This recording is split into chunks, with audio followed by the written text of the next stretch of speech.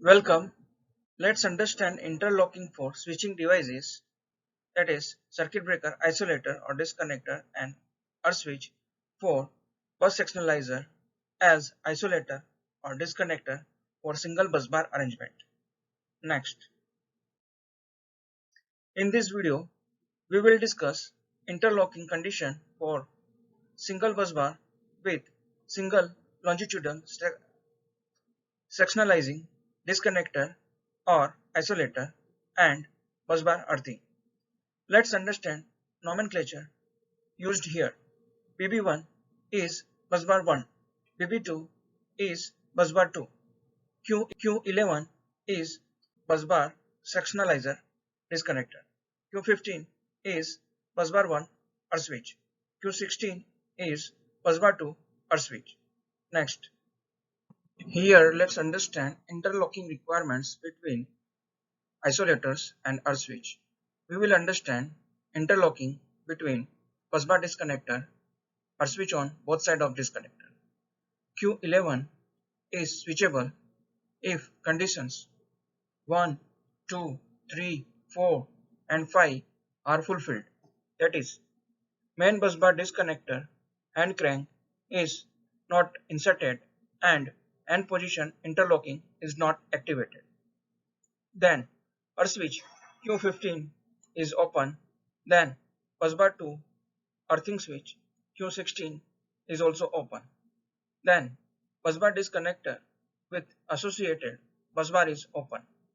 Similarly, for busbar 2, Q11 is switchable if conditions 1, 2, 3 and 5 are fulfilled for busbar 2. Next, here Q15 is switchable if conditions 1, 2 and 4 are fulfilled.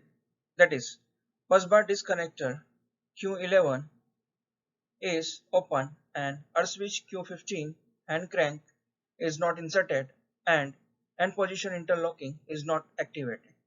Then feeders busbar disconnector connected with the busbar 1 is open. Next,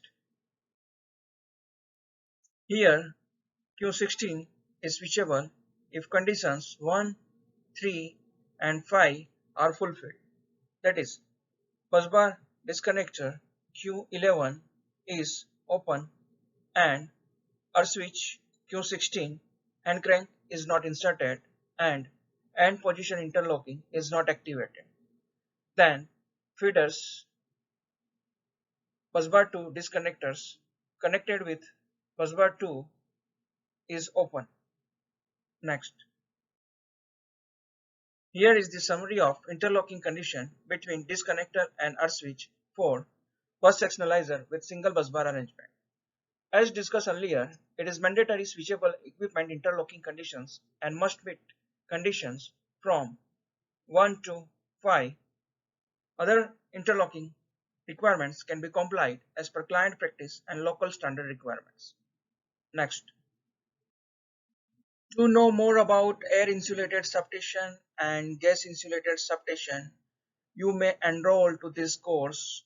One is all-in-one course on electrical substation design and engineering, and other course is all-in-one course on gas insulated substation or switchgear GIS installation.